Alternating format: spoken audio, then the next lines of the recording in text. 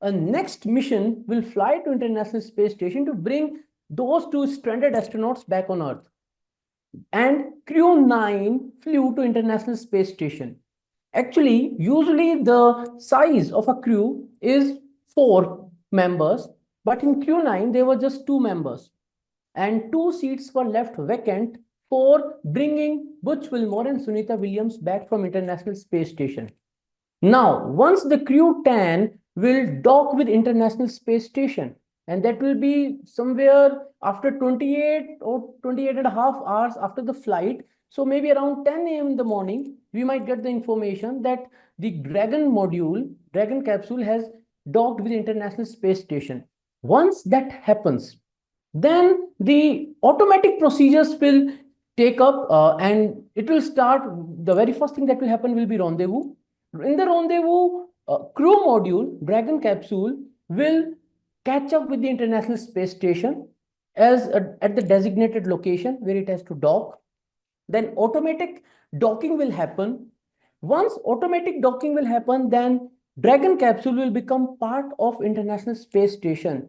They will get connected. It will become a single entity. And then hatches will be opened and astronauts will move from Dragon side to the International Space Station side. You might have seen that beautiful picture when Sunita Williams arrived on International Space Station on Starliner and she was punching in the air. She was very happy. So something like that will happen. We'll get those visuals for sure. After that, next few days are for handing over the tasks, for knowledge transfer, for telling the different aspects of the research that are being conducted, what are the different aspects of the instruments or anything else that is thought to be or required to be of important value that should be exchanged between the upcoming crew, that is Crew-10, and outgoing crew, that is Crew-9. And that takes few days. Once that whole thing is done, then Crew-9 with Sunita Williams and Butch Wilmore, they will go into their Dragon module that brought Crew-9 on the International Space Station, and the procedures will start for its undocking. Once it gets undocked, then thrusters will be fired to move it away from International Space Station. Once it gets sufficiently away from the International Space Station, then deorbiting burns are done to change the orbit of the crew module so that we can take up the next step, and that is re-entry into the Earth's atmosphere.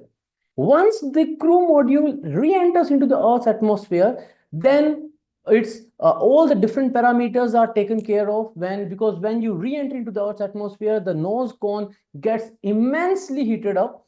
So different procedures come into role play. And once we pass through that phase of immense heating, then parachutes will get deployed and gradually they will splash down into the Gulf of Mexico or maybe in the Pacific.